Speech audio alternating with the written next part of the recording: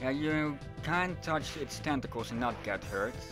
And here I found out that I didn't actually have to save. No, I better to be safe than sorry. And if you go down there, you'll get closer to the exit, but instead I went over here. That upper entrance goes into the same room. And at times you'll find walls of these fish heads that blocking your way to certain things. And that's that statue holds, let's see. Oh, I forgot to write up the. Ah, here I found it. The Fortis Theo glyph, which goes on, is one of the special or back glyphs. This increases your Shanoa's constitution and the physical defense,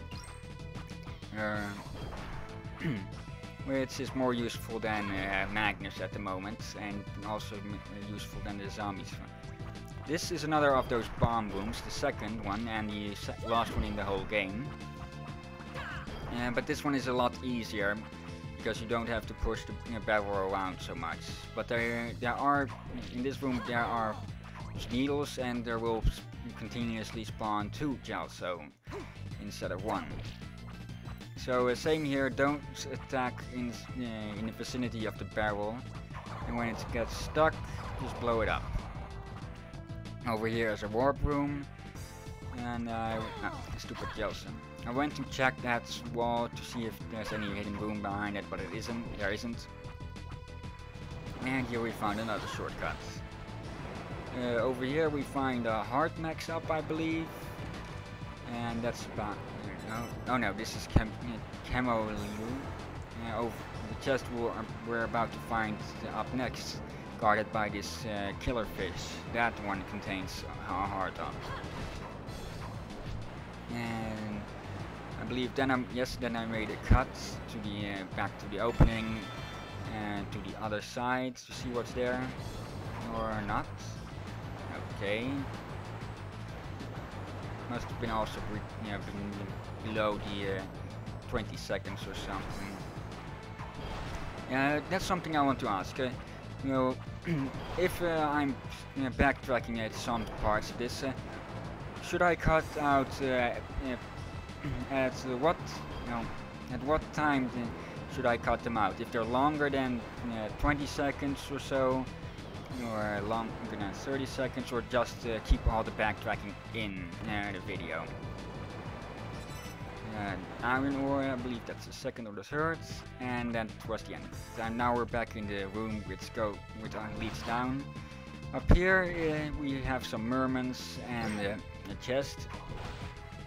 I accidentally got hit and tried to get hit by that one to show what the to see what the difference is with Fortis Theo on. There we go. We have enough iron ore for the quest. I believe we have 3 or 4 at the moment. Didn't check for that. I just knew I had enough, and that's enough for me. In this room you immediately get attacked by a merman. Swords out. And this statue hides the scrotum, or the scutum glyph, which is a shield. No offensive use, but it is useful in defense against some attacks. Even later on in the game, we'll have good use for it. Another room, just to Forneus, however you say the names. Probably I have most of the names of the enemies wrong, but that doesn't matter that much. Again, at times I just check the walls to double check if there's something hidden behind them. And I believe this chest had just another iron ore in it. I might as well explain about the chests. There are 4 different kinds of chests. Brown ones, which contain normal items, like iron ore and such. There are green chests, which also sparkle, which contain rare items, like silver and gold ore, and even diamonds and such.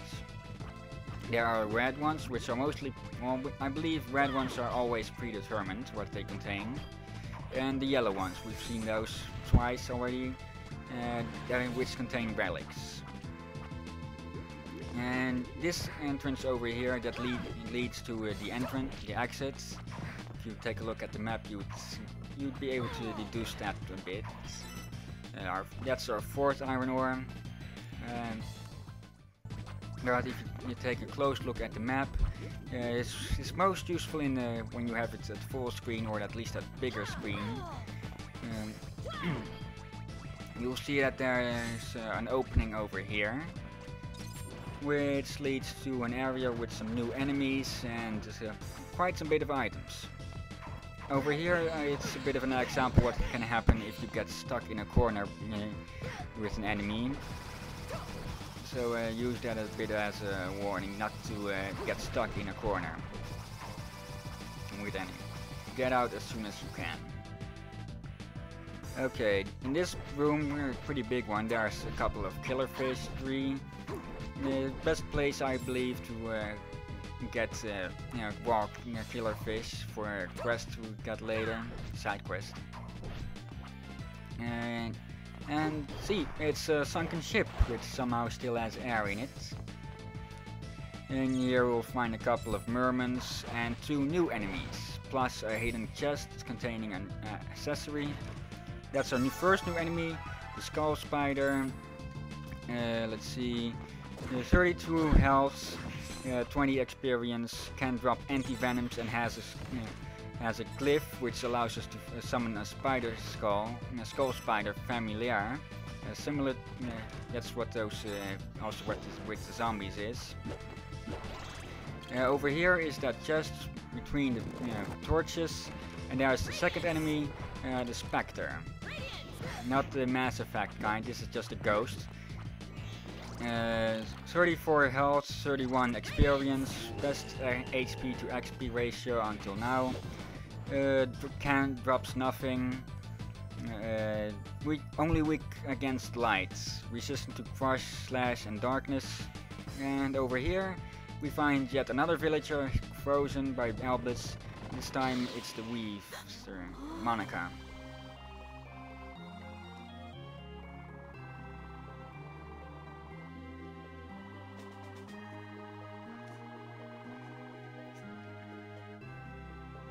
Okay, that's about it. Only about 20 seconds left.